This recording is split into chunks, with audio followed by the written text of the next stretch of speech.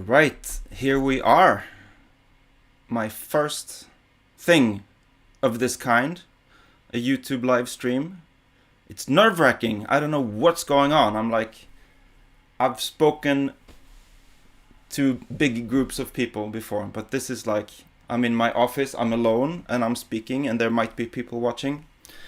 I don't know what, it's doing something to me, and I don't know, I don't like it. But maybe by the end of this, I will be a pro. Who knows? Anyway, welcome. I think the way this works, I hope the way this works is that you can put comments in the chat. I think already my friends Michael and Justine have put a little lovely comment, and I see them here on my screen, so you can ask questions, and I'll try to answer them.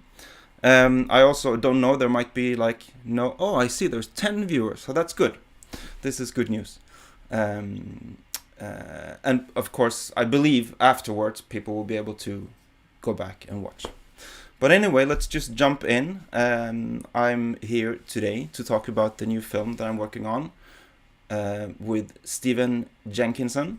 And I first heard of Jenkinson on a podcast back in 2017 maybe.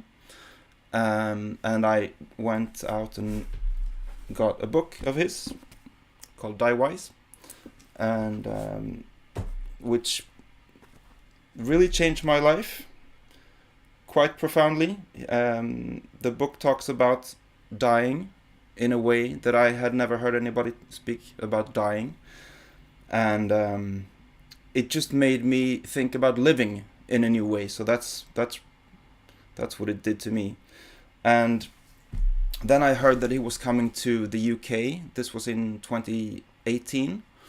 With a full band, and he was doing something called a Night of Grief and Mystery, which is like a poetry reading concert thing, something quite new.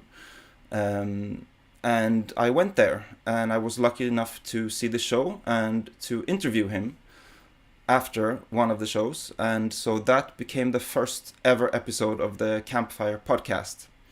And if you go onto Campfire Stories website, you can find the podcast there, and you'll see that there's by now quite a few episodes with Jenkinson. So I've interviewed him several times, and the last interview, or not the last because that was just now in Canada, but the one before that was actually when he came to Sweden last summer, and he was performing with the musician Gregory Hoskins, and they were playing Nights of Grief and Mystery in Malmö, Stockholm, Ängsbacka, Oslo, like a few different venues. And they actually also made a stop in my community, which is called Järna, which is near Stockholm in Sweden. And we had one of those magical evenings.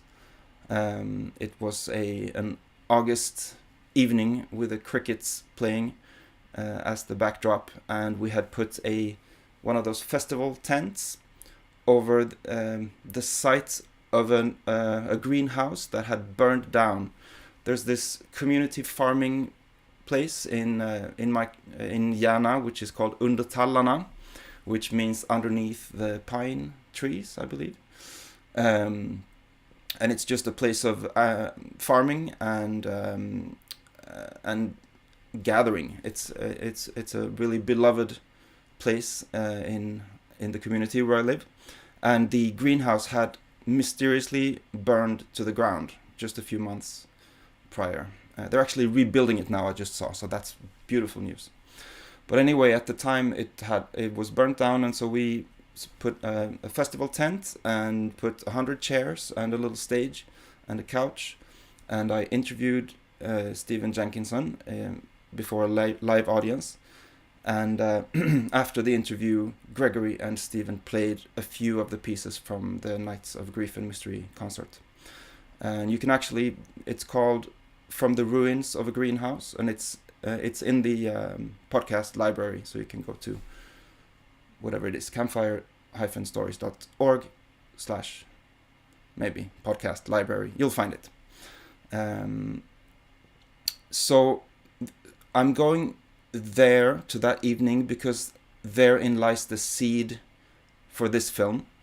In my opening question to Jenkinson, I asked him to compare the place where we were, which was a farm, to his farm, because he and his wife Natalie have a farm in Ontario, Canada. Also it's a school of sorts and a farm, a working farm.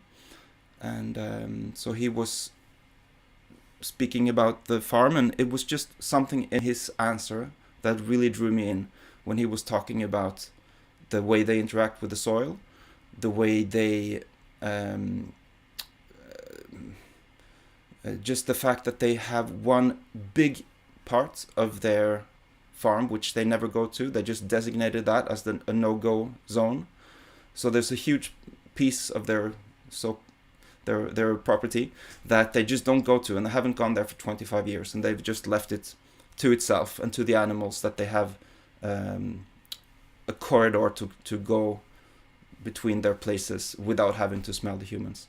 And there was so much more in that answer, and please go check it out, because I'm not doing it much justice right now. But just in that moment, and then the interview went on. We were talking about different things that evening, but there was just something of me going, well, wouldn't that be something to go to this place and make a film? And so I presented this idea a few months later, and we've been going back and forth about it. And some of you may know that Stephen has had and probably is having some health issues, so it wasn't like a clear thing that he would like be doing interviews in the same way that he was. And but I feel very fortunate to have been invited. Well, I kind of invited myself, so but at least it was received. My inviting myself was received in a beautiful way. And so I went there. I was supposed to go like right around now, but then back in August, suddenly I got an email from Stephen and Natalie saying, "Oh, we have to change things around. How soon can you be here?" So I was like, "Man, I don't even have a passport. I don't really travel. This is not my thing. I'm kind of the local guy, the local filmmaker. So I had to like figure out how to get a passport, which is not hard. It's just in my head. It was like, I don't have a visa. I don't have a passport. I don't know how to. I haven't been on a plane for 7 years, but I could. I was modern enough, I guess, that I could figure out those things, and go there and rent equipment and rent a car and find my way. Flying into Ottawa and then driving for 2 hours to this place called the Orphan Wisdom Farm. At least that's what I call it. They have a school called the Orphan Wisdom School, so I just figure the farm is called the Orphan Wisdom Farm. I'm going to keep calling it that until somebody corrects me.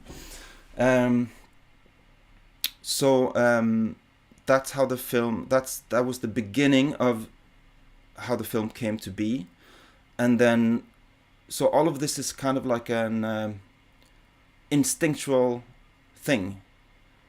And in the way that I work, where I'm disconnected from the film industry, where you have to always make a proposal and tell the people who are going to fund your film exactly what you're going to do, my way of making films can trust the gut feeling or the instinct or the whatever the word is.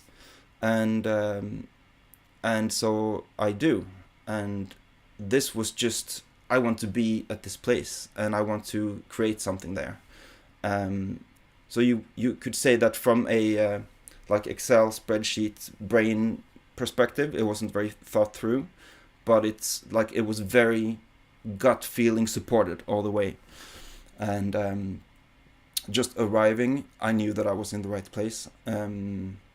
Just filming this farm with the river of abundance and time that flows right through, and being up at night filming the starry nights and the morning when the mist rolls across the water, and all these different places that I've read about in Stephen's books. The writing cabin, for example, is a real place, and it's right there.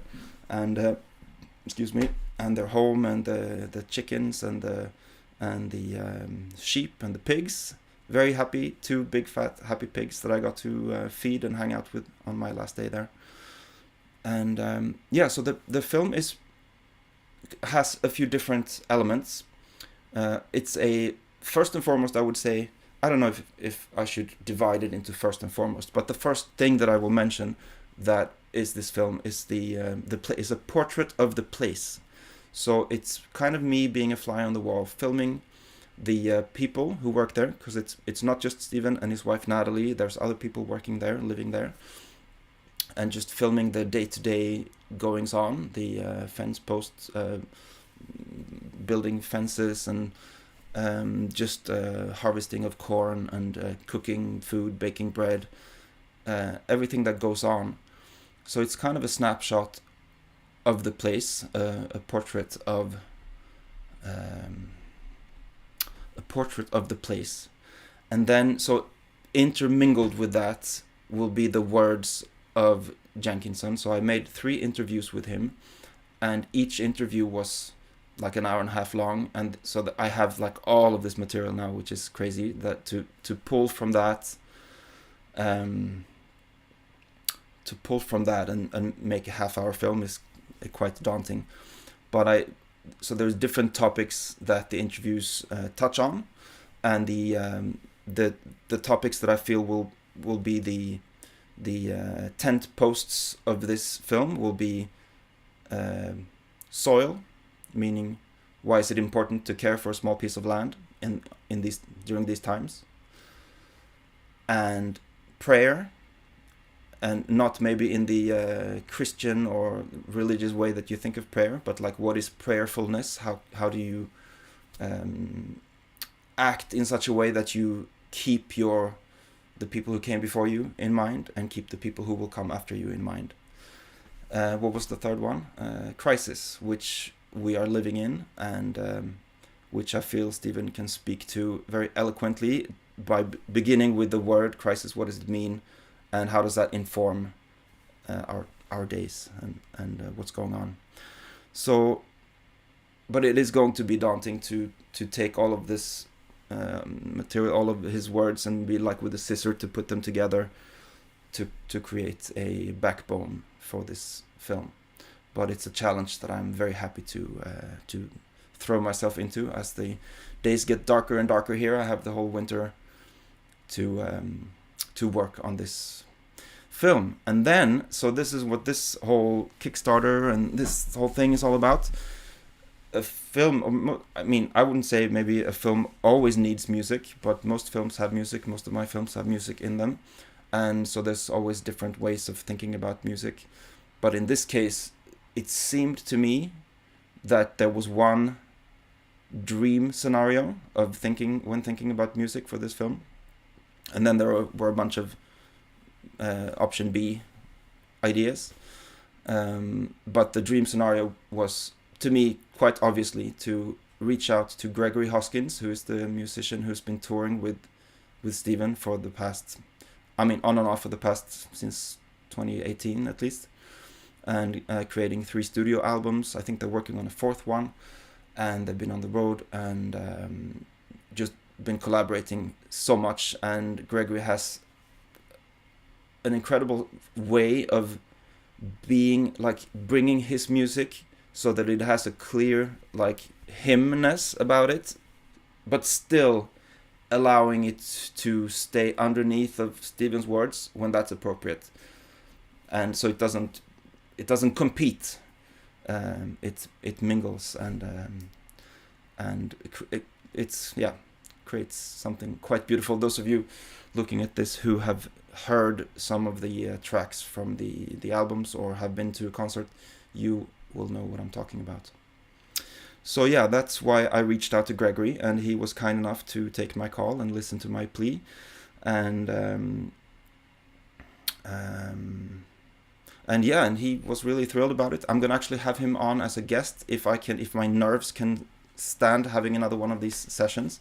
There's one scheduled for next week, and I'll have Gregory as my guest, and we'll talk about some of the how it's been for him to work with Jenkinson in their collaboration, and also what he's thinking about how he will work with this film and creating the soundtrack for it. So that's coming up next week, on Wednesday in a week. Let's see. I have a couple of things I wanted to mention. This is not going to go on for too long. Those of you who might be at work or something, like sneak checking this and then feeling they should get back to work or something, maybe 10 more minutes, something like that. So I wanted to be super transparent about like what's going on as far as budget and stuff like that. So I have let's see if I can work this software that I have in front of me correctly.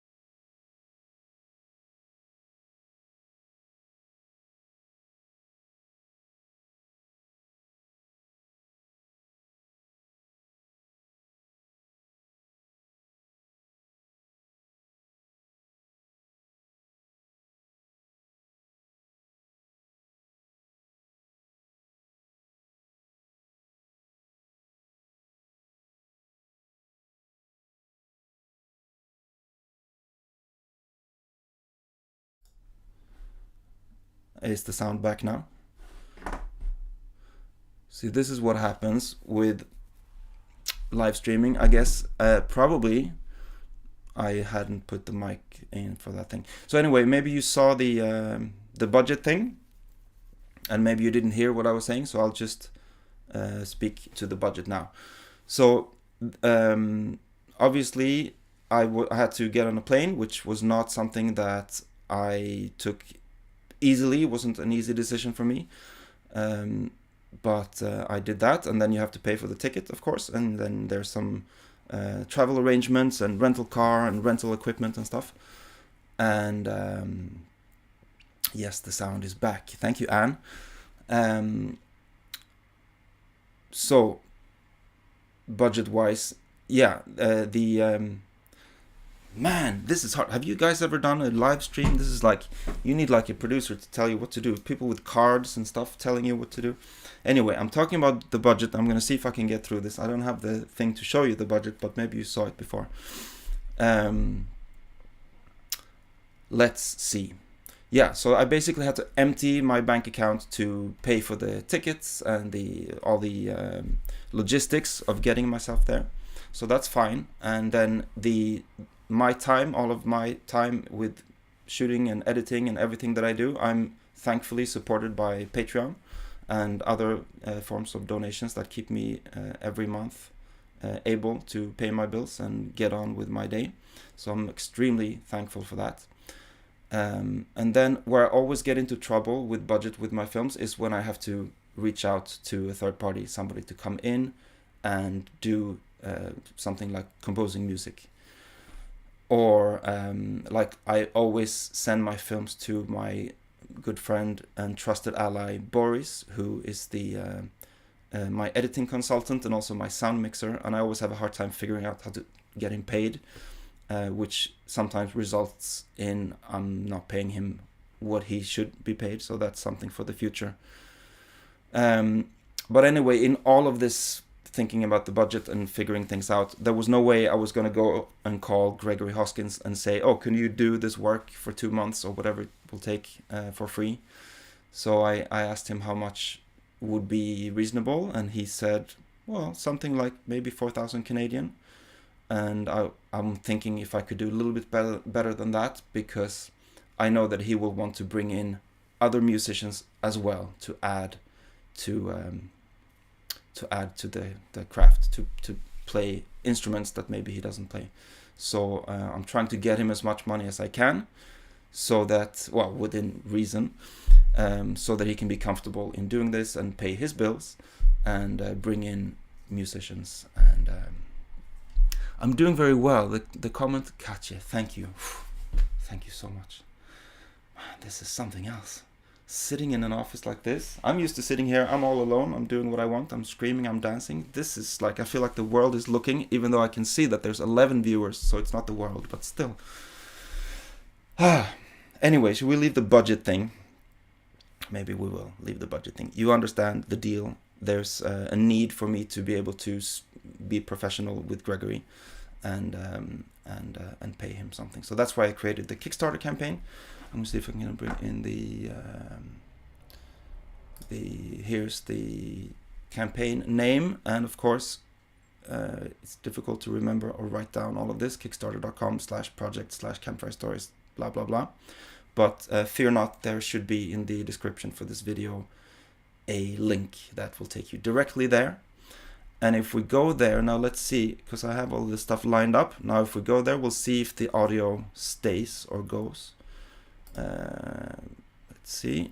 I think the audio stayed. And this is what the Kickstarter looks like.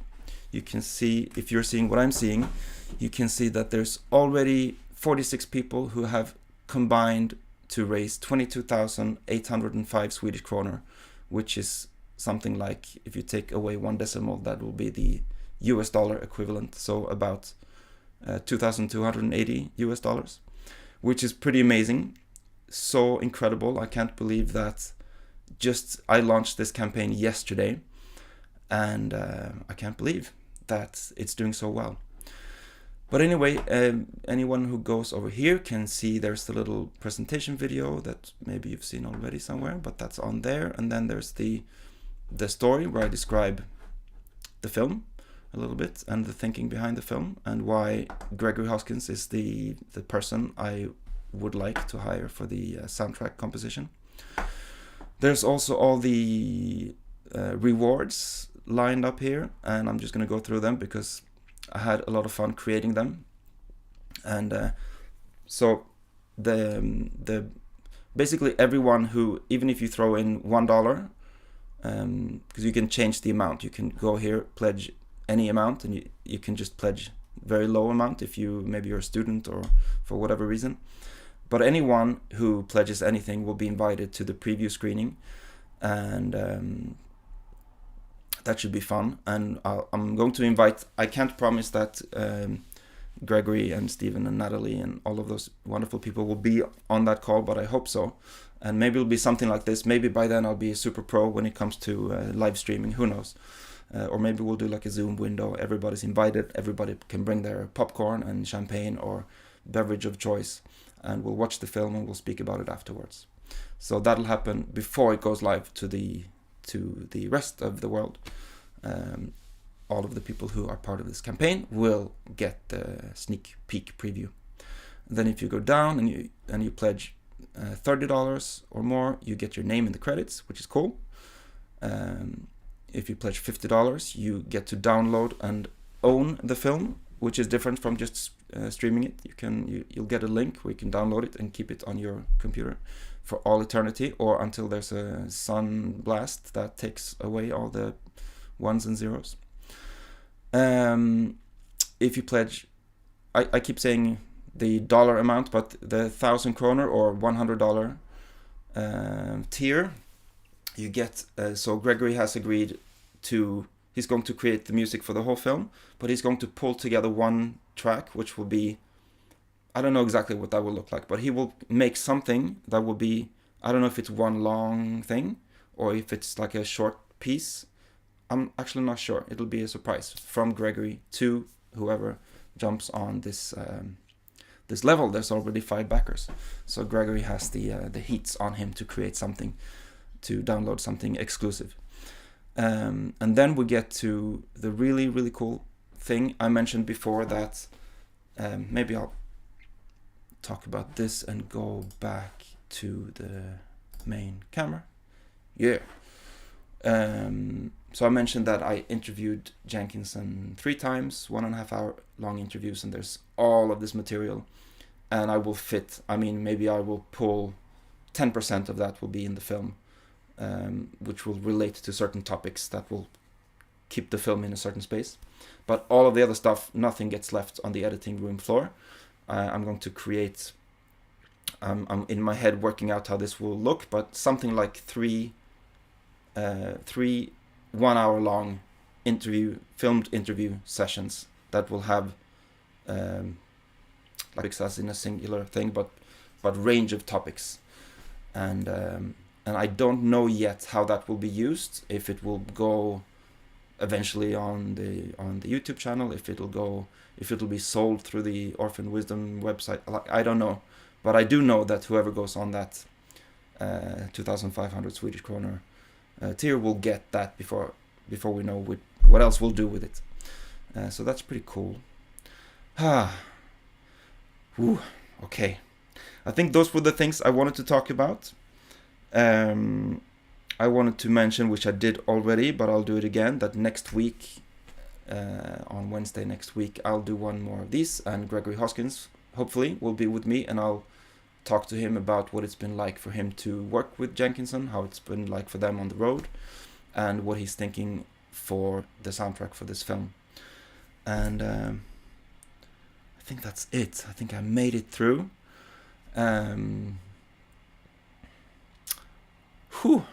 Thank you for bearing with me for my first experience in live streaming. And